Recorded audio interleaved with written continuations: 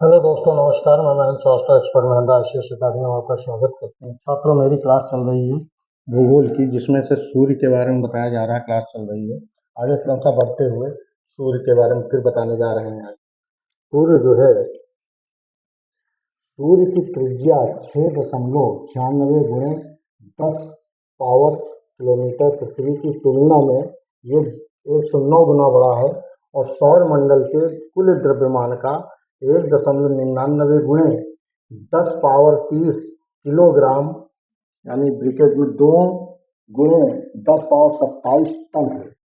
इस दृष्टि से सूर्य पृथ्वी से लगभग 333 गुना बड़ा है। आयतन के अनुसार सूर्य में 13 लाख पृथ्वी समा सकती है। यानी आयतन के अनुसार सूर्य में 13 लाख पृथ्वी समा सकती है। यानी कितनी सूर्य समा सकती है? 13 लाख।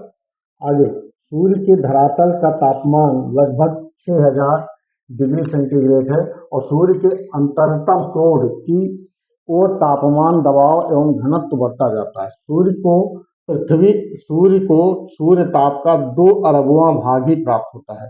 यानी कि सूर्य को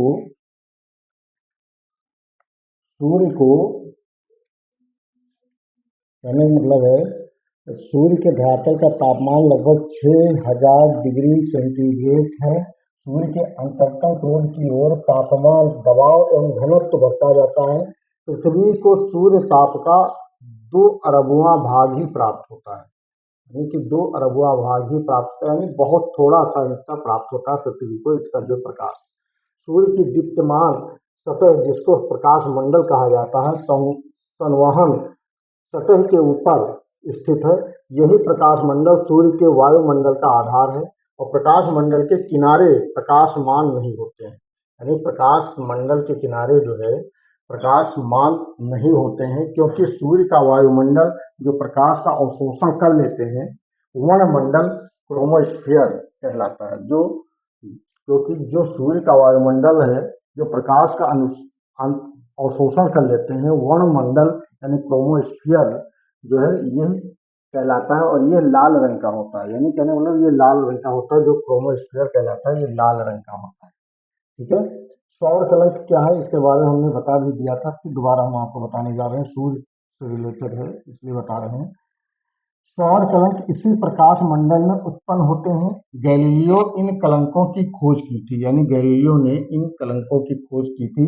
और सौर कलंक के सर्वाधिक काले केंद्रीय भाग को अम्ब्रा, यानी जो सबसे काला है उसको अम्ब्रा कहा जाता है, और ये हल्के काले भाग को पेनम्ब्रा, काले भाग को पेनम्ब्रा से घिरा होता है, उसको पेनम्ब्रा कहते हैं, पेनम्ब्रा से घिरा होता है। आगे 14.70 करोड़ किलोमीटर सूर्य पृथ्वी से दूर है। यानी 14.70 करोड़ मीटर जो है सूर्य जो है पृथ्वी से दूर है, और 15.21 करोड़ किलोमीटर पृथ्वी से अधिकतम दूरी है। यानी कि 15.21 करोड़ किलोमीटर पृथ्वी से अधिकतम दूरी है किसकी? सूर्य की। आगे 14.96 करोड़ किलोमीटर पृथ्वी से मध्य की दूरी है। यानी कि 14.96 करोड़ किलोमीटर पृथ्वी से मध्य की दूरी है इसकी? सूर्य की। ये है सूर्य के बारे में हमने बताया है, तुमसे आगे और भी बताएंगे। तो मेरी क्लास ज्वाइन करते रहिए, एक्सपर्ट महेंद्र आईसीएस अकादमी। जय हिंद, जय भारत, नमस्कार।